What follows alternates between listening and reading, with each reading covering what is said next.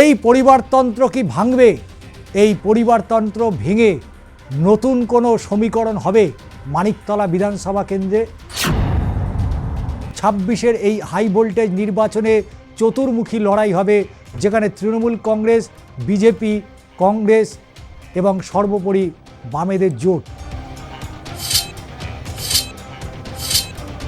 তার সভাপতিত্বে উত্থান শুরু হয় ভারতীয় জনতা পার্টির পশ্চিমবঙ্গে।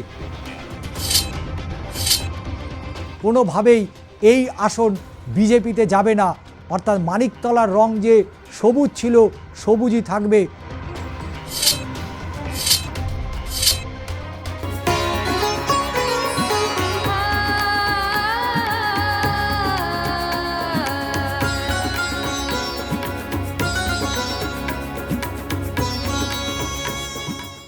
নমস্কার, আমি ষষ্ঠী চট্টোপাধ্যায়। শুরু করছি বাংলার মাটি, বাংলার ভোট। গত বেশ কয়েকটা আমরা এপিসোড করেছি। 294টি বিধানসভা কেন্দ্রের বেশ কিছু বিধানসভা আমরা বিশ্লেষণ দিয়েছি এবং সেই বিশ্লেষণে বহু তথ্য আমরা তুলে ধরেছি। তবে এবার আমরা নজর রাখব কলকাতার দিকে, কারণ কলকাতার প্রতিটা কেন্দ্রই নজর কাড়া কেন্দ্র। কারণ কলকাতায় রাজ্যের সবথেকে বড় যে মন্ত্রীগোষ্ঠী, সেই মন্ত্রীগোষ্ঠীর বাসস্থান এবং অবস্থান। রাজ্যের মুখ্যমন্ত্রী থেকে স্বাস্থ্যমন্ত্রী, শিক্ষামন্ত্রী, প্রতিটা মন্ত্রীর বাস এই কলকাতায়। তাই কলকাতার নজর এড়িয়ে যাওয়া সম্ভব নয়। এবং সেই কলকাতার 7টি বিধানসভা কেন্দ্র রয়েছে। একদিকে কলকাতা উত্তরে রয়েছে, কলকাতা দক্ষিণেও 7টি বিধানসভা কেন্দ্র রয়েছে। এবং সেই বিধানসভা কেন্দ্রগুলো ধরে ধরে আমরা অবশ্যই বিশ্লেষণে যাব। ফলে যে কেন্দ্রটার দিকে আমরা নজর রাখব, সেই কেন্দ্রের নজর রাখতে গেলে একটা ছবি মূলত উঠে আসে ক্রেতা সুরক্ষা দপ্তরের মন্ত্রী প্রয়াত সাধন পাণ্ডে। সেই মানিকতলা বিধানসভা কেন্দ্র, যে মানিকতলা বিধানসভা কেন্দ্র প্রয়াত সাধন পাণ্ডে, তারপরে তার ওই মানিকতলা বিধানসভা কেন্দ্র তার স্ত্রী সুপ্তি পাণ্ডে এবং এখন বিধানসভার প্রার্থী শ্রেয়া পাণ্ডে। অর্থাৎ যদি পরিবারতন্ত্র বলা হয় তাহলে অবশ্যই নজির করে সেটা হচ্ছে এই মানিকতলা বিধানসভা কেন্দ্র। এই পরিবারতন্ত্র কি ভাঙবে? এই পরিবারতন্ত্র ভেঙে নতুন কোনো সমীকরণ হবে মানিকতলা বিধানসভা কেন্দ্রে। কারণ 2006 সাল থেকে যদি আমরা একের পর এক নির্বাচন দেখি, মানিকতলা বিধানসভা কেন্দ্র থেকে শূন্য হাতে ফেরেনি পাণ্ডে পরিবার। এবং সেই মানিকতলার দিকেই নজর রাখবো। 26-এর এই হাই ভোল্টেজ নির্বাচনে চতুর্মুখী লড়াই হবে, যেখানে তৃণমূল কংগ্রেস, বিজেপি, কংগ্রেস এবং সর্বোপরি বামেদের জোট। তাহলে চলুন সরাসরি চলে যাই মানিকতলা বিধানসভা কেন্দ্র 2016 সালের কি ফিগার ছিল সেটা একবার দেখে নেব। 2016 সালের মানিকতলা বিধানসভা কেন্দ্রে ঠিক কী ফলাফল হয়েছিল সেটা একবার নজর অবশ্যই দিতে হয়। কারণ এই নির্বাচনটা অত্যন্ত তাৎপর্যপূর্ণ নির্বাচন, যে নির্বাচনে অনেক সমীকরণ বদলে দিতে পারে, অনেক ইকুয়েশন বদলে দিতে পারে। তাই 2016 সালে যে বিধানসভা নির্বাচন, সেই নির্বাচনের দিকে আমরা অবশ্যই নজর রাখব। কারণ এই 2016 সালের যে বিধানসভা নির্বাচন, তার ফলাফলের দিকে একবার নজর রাখতেই হয়। কারণ 2016 সালে একটা জোট হয়েছিল বাম এবং কংগ্রেসের মধ্যে। সেই বাম কংগ্রেস কতটা প্রভাব ফেলতে পেরেছিল মানিকতলা বিধানসভা কেন্দ্রে। অল ইন্ডিয়া তৃণমূল কংগ্রেস 2016 সাল প্রার্থী সাধন পাণ্ডে, তিনি ভোট পেয়েছিলেন কত? 73,157টি ভোট। অর্থাৎ পার্সেন্টেজ অফ ভোট যদি আমরা ক্যালকুলেশন করি, সেখানে দেখতে পাবো 51.72%। অর্থাৎ মানিকতলা বিধানসভা কেন্দ্রে 2016 সালের যে জোট, বাম কংগ্রেসের জোট, সেই জোটও পরাজিত করতে পারেনি। এবং সর্বোপরি বিজেপি, তারাও 2016 সালে ঠিক কোথায় ছিল সেটা একবার দেখে নেব। বাম কংগ্রেসের যে জোট হয়েছিল 2016 সালে, সেই জোটে তারা মোট ভোট পেয়েছিল 47,846টি ভোট। অর্থাৎ শতাংশের বিচারে যদি আমরা দেখি, 33.83% বাম কংগ্রেসের জোট পেয়েছিল 2016 সালে। এবং সর্বোপরি ভারতীয় জনতা পার্টি বিজেপি তারা 2016 সালে 18,149টি ভোট পায় এবং শতাংশের বিচারে তারা 12.8% ভোট পেয়েছিল 2016 সালে। অর্থাৎ যে বিজেপির বাড়বাড়ন্ত 2026 সালে আজ থেকে 10 বছর আগে অর্থাৎ 1 দশক আগে সেই বিজেপির টোটাল মার্জিন অফ ভোট ছিল 12.83%। এবং আদার্স অর্থাৎ নির্দল প্রার্থী যারা দাঁড়িয়েছিল সেই নির্দল প্রার্থী তারা ভোট পেয়েছিল 2310টি অর্থাৎ 1.3%। এবং সেবারে অর্থাৎ 2016 সালের সাধন পাণ্ডে এই মানিকতলা বিধানসভা কেন্দ্র থেকে কত ভোটে জিতেছিল? 25,311 ভোটে অল ইন্ডিয়া তৃণমূল কংগ্রেস। অর্থাৎ 2016 সালে 11 সালের যে লড়াই, তারপরে 2016 সালে তৃণমূল সরকার তখন অলরেডি ক্ষমতায়, সেই সময় সাধন পাণ্ডে এই মানিকতলা বিধানসভা কেন্দ্র থেকে 25,311 ভোটে জয়লাভ করেছিল। এবার চলে যাব 2019-এর লোকসভা নির্বাচন। সেই নির্বাচনে কে কোথায় কি ফলাফল করেছিল এই অর্থাৎ কলকাতা উত্তর, সেই কলকাতা উত্তরে মানিকতলা বিধানসভা কেন্দ্রের ফলাফল কী ছিল সেটাও এক নজরে দেখে নেব, নজর রাখবো।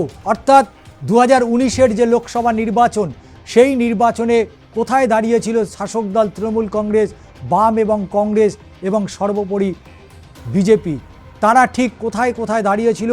কলকাতা উত্তর সাংসদ সুদীপ বন্দ্যোপাধ্যায়, তিনি ভোট পেয়েছিলেন 4,74,891টি ভোট। অর্থাৎ 2019 সালের যে লোকসভা নির্বাচন, সেই নির্বাচনে তারা 49.96% ভোট পেল। তারপরে দ্বিতীয় স্থানে উঠে এলো বিজেপি। সারা রাজ্য জুড়ে বিজেপির একটা উত্থান হয়েছিল 2019-এর লোকসভা নির্বাচনে, কারণ সেই সময় রাজ্য বিজেপিকে নেতৃত্ব দিচ্ছিল দিলীপ ঘোষ, কারণ দিলীপ ঘোষ রাজ্য সভাপতি ছিল এবং তার সভাপতিত্বে উত্থান শুরু হয় ভারতীয় জনতা পার্টির পশ্চিমবঙ্গে। সেখানে তারা 3,47,796টি ভোট পেল 2019-এর লোকসভা নির্বাচনে কল্যাণ চৌবে, এবং তিনি ভোট পেয়েছিলেন 36.56% ভোট। 2019-এ জোট হলো না বাম এবং কংগ্রেসে, তারা প্রত্যেকে একা লড়াই করার সিদ্ধান্ত নিল। তারা ভোট পেল কত? 1,80,000। তারা ভোট পেল 1,80,000। জাতীয় কংগ্রেস তারা ভোট পেয়েছিল 26,093টি ভোট। অর্থাৎ 2019-এর যে লোকসভা নির্বাচন, সেই নির্বাচনে কোনো রকম জোটে গেল না বাম এবং কংগ্রেস, প্রত্যেকেই একা লড়ার সিদ্ধান্ত নিয়েছিল এবং সেই সিদ্ধান্তের খেসারত অবশ্য বাম কংগ্রেসকে দিতে হয়েছিল। কংগ্রেস 2.74% ভোট পেয়েছিল এবং তৃতীয় স্থানে ছিল বামেরা, চতুর্থ স্থানে ছিল কংগ্রেস। এবং নোটাতে ভোট পড়েছিল কত? নোটাতে ভোট পড়েছিল 6,736টি, অর্থাৎ 0.71%। 2019-এ বিজেপি যে হারে উত্থান শুরু হয়েছিল, সেই উত্থান কোথায় গিয়ে দাঁড়ালো সেটাও কিন্তু একবার বিশ্লেষণে দেখে নেওয়ার দরকার রয়েছে।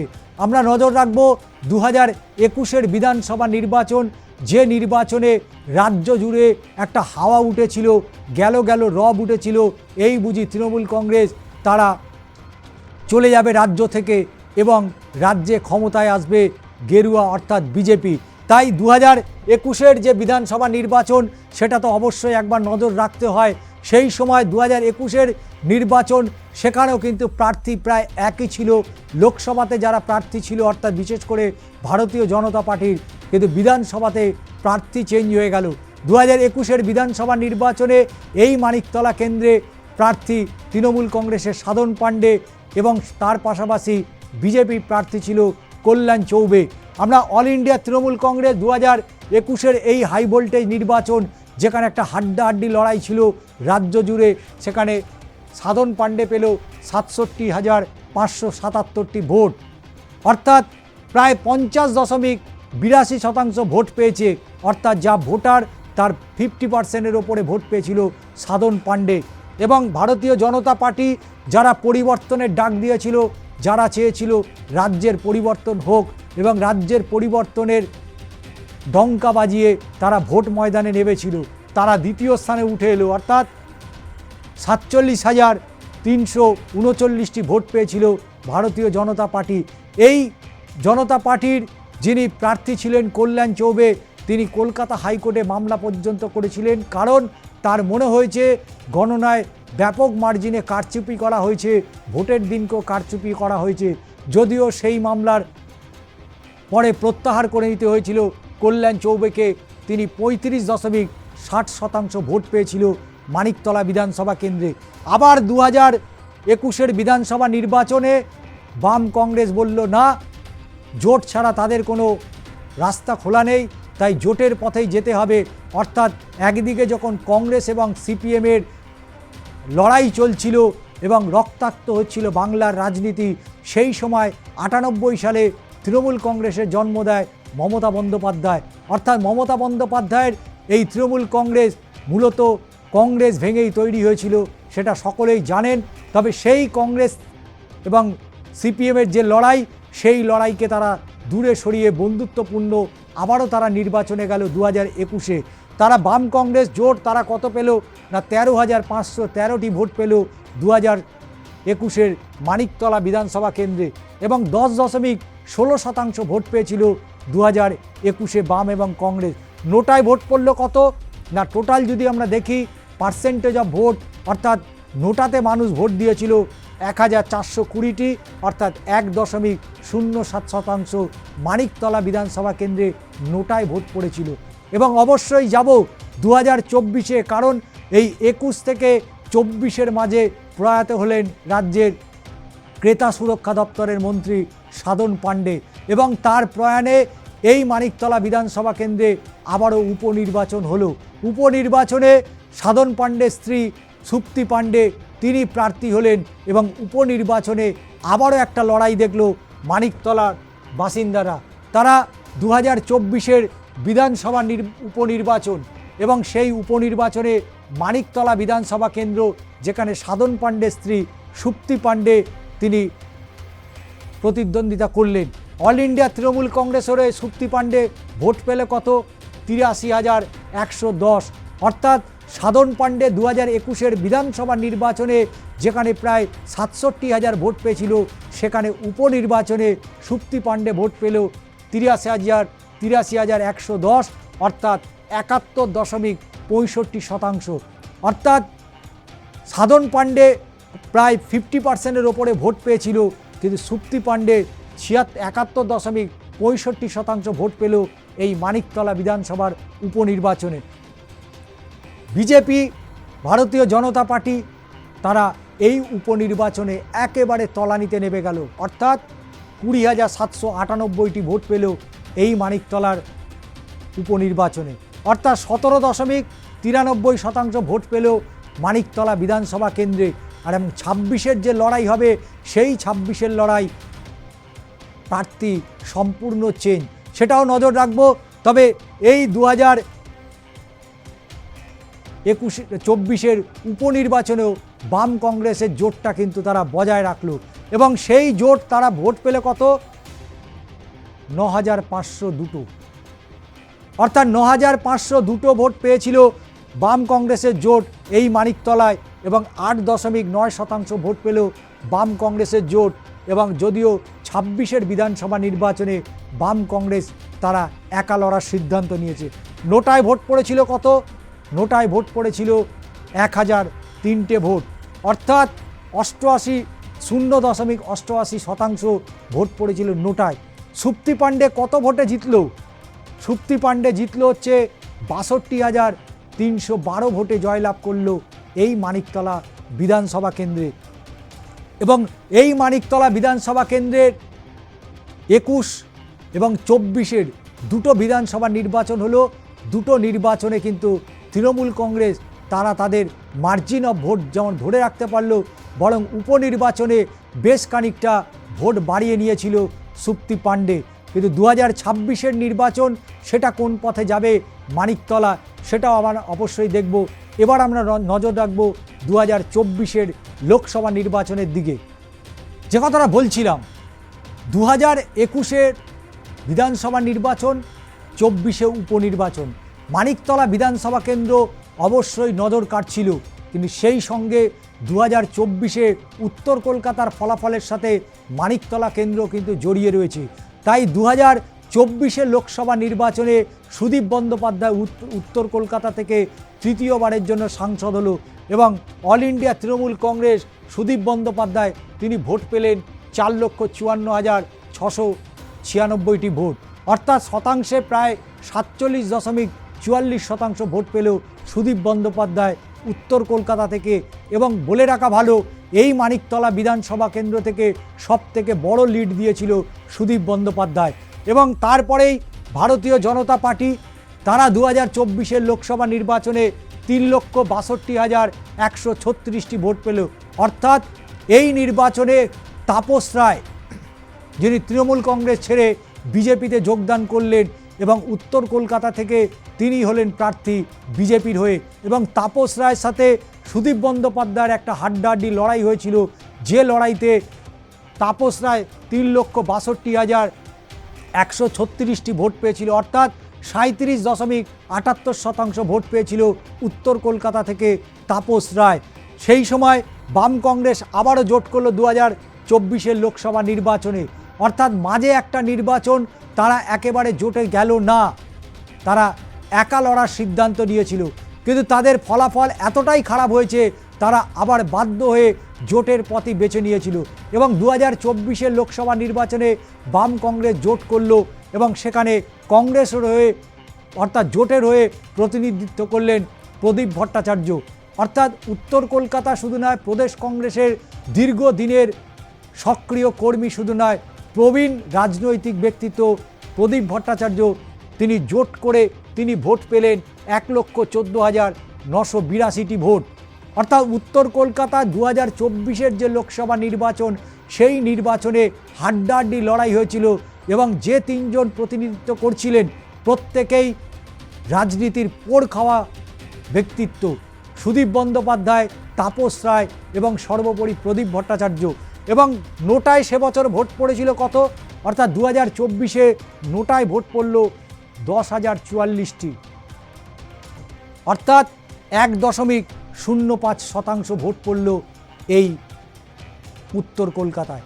যে উত্তর কলকাতায় নতুন করে আবার একটা রাজনৈতিক সমীকরণ তৈরি হচ্ছে এবং মানিকতলা বিধানসভা কেন্দ্রে প্রার্থী কিন্তু পরিবর্তন হয়েছে তৃণমূল কংগ্রেসের, অর্থাৎ সাধন পাণ্ডে, তার পরবর্তীতে তার স্ত্রী সুপ্তি পাণ্ডে এবং বর্তমানে তার কন্যা অর্থাৎ শ্রেয়া পাণ্ডে।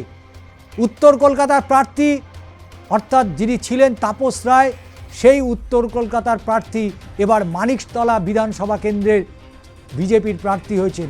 লড়াই তো হবে, কিন্তু তার মাঝখানে এই এসআইআর নিয়ে যেভাবে রাজ্য রাজনীতির অনেকটাই পাশা পাল্টে দিতে পারে, তাই এই মানিকতলা বিধানসভা কেন্দ্রে এসআইআরে কতটা প্রভাব পড়বে এবং এসআইআরে কত লোকের নাম বাদ গেল সেটাও কিন্তু আমরা এক নজরে দেখে নেব।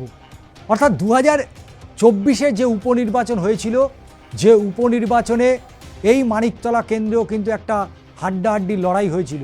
এবং 2024-এর উপনির্বাচনে আপনাদের মনে আছে প্রাক্তন ফুটবলার কল্যাণ চৌবে, তিনি এই প্রতিদ্বন্দ্বিতা করেছিলেন মানিকতলা বিধানসভা কেন্দ্র থেকে এবং সে সময় প্রার্থী করা হয়েছিল সাধন পাণ্ডের স্ত্রী সুপ্তি পাণ্ডেকে।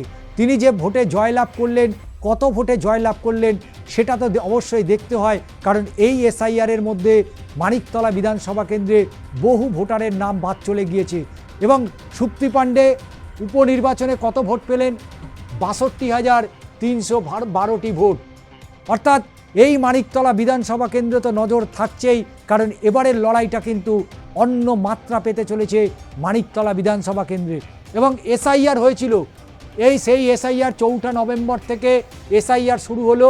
সেই এসআইআরে বাদ পড়েছেন 41,870 জনের নাম, যা 16ই ডিসেম্বর যে খসড়া তালিকা প্রকাশিত হয়েছিল সেই খসড়া তালিকায় 41,870 জনের নাম বাদ গেল। তারপরে চূড়ান্ত খসড়া তালিকা প্রকাশ করল কেন্দ্রীয় নির্বাচন কমিশন। সেখানে অর্থাৎ 28শে ফেব্রুয়ারি এসআইআরে বাদ পড়েছেন 22 অর্থাৎ 2276 জনের। অর্থাৎ একদিকে প্রথম দফায় যখন 41,000-এর বেশি ভোটার লিস্ট থেকে নাম বাদ গেল, দ্বিতীয় দফায় আবার যে তালিকা প্রকাশিত হলো সেখানে 2276 জনের নাম বাদ গেল। অর্থাৎ এসআইআরে মোট বাদ পড়লেন কত? 44,146 জন ভোটারের নাম। তাই স্বাভাবিকভাবেই এই বিধানসভা কেন্দ্রতে হাড্ডাহাড্ডি লড়াই তো রয়েছে। তবে তাপস রায় প্রচারে বেরিয়ে তিনি বলছেন 200% নিশ্চিত যে মানিকতলা বিধানসভা কেন্দ্রের পরিবারতন্ত্র তিনি ভাঙবেন। তবে তিনি ভাঙতে পারবেন কিনা তার উত্তর তো সময় দেবে। এই মানিকতলা বিধানসভা কেন্দ্রে যেখানে সাধন পাণ্ডে একটা রাজনৈতিক পরিবার বলা যেতে পারে এবং সেই পরিবারেরই মেয়ে শ্রেয়া পাণ্ডে, সেই শ্রেয়া পাণ্ডে যে এবারে মানিকতলা বিধানসভা কেন্দ্র থেকে তৃণমূল কংগ্রেসের হয়ে প্রার্থী হয়েছে। ফলে লড়াইটা রয়েছে উত্তর কলকাতায় তাপস রায়ের যেমন একটা গড় রয়েছে, তার পাশাপাশি মানিকতলা বিধানসভা কেন্দ্রে সাধন পাণ্ডের কিন্তু গড় আজও ধরে রাখতে পেরেছে তারা। কারণ সাধন পাণ্ডের পরবর্তীতে তার স্ত্রী সুপ্তি পাণ্ডে এবং আজকের বিধানসভা নির্বাচনে যেখানে শ্রেয়া পাণ্ডে তিনি প্রতিদ্বন্দ্বিতা করছেন এবং শ্রেয়া পাণ্ডে যে ছেড়ে দেওয়ার পাত্রী নন সেটা কিন্তু তার প্রচারে একেবারে স্পষ্টত তিনি বার্তা দিচ্ছেন যে মানিকতলা পাণ্ডে পরিবারে ছিল, আছে এবং থাকবে। অর্থাৎ তৃণমূল কংগ্রেস থেকে কোনোভাবেই এই আসন বিজেপিতে যাবে না। অর্থাৎ মানিকতলার রং যে সবুজ ছিল সবুজই থাকবে, কিন্তু এই সবুজ কতটা পরিবর্তন করে গেরুয়াতে নিয়ে যেতে পারবে সেটাই কিন্তু তাপস রায়ের কাছে একটা বড় চ্যালেঞ্জ। যেভাবে প্রচারে তারাও সাড়া পাচ্ছে ঠিক একই সাড়া পাচ্ছে শ্রেয়া পাণ্ডেও। এবং মানিকতলা বিধানসভা ওয়ার্ড ধরে ধরে যেভাবে শ্রেয়া পাণ্ডে গত 1 দশকের ওপরে তিনি যেভাবে নজর রেখেছিলেন সেই নজরই হয়তো তার ক্লিক করে যাবে এই মানিকতলা বিধানসভা কেন্দ্রে। ফলে মানিকতলায় হাড্ডাহাড্ডি লড়াই রয়েছে, প্রবীণের সাথে তরুণের লড়াই। প্রবীণ তাপস রায়, নবীন অবশ্যই শ্রেয়া পাণ্ডে। তবে রাজনীতির ময়দানে তিনি যথেষ্ট পুরনো, কিন্তু সেই জায়গায় দাঁড়িয়ে সাধন পাণ্ডের এই মানিকতলা আসন আদৌ তার মেয়ে ধরে রাখতে পারবে কিনা সেটাই কিন্তু এখন শ্রেয়া পাণ্ডের কাছে সবথেকে বড় চ্যালেঞ্জ।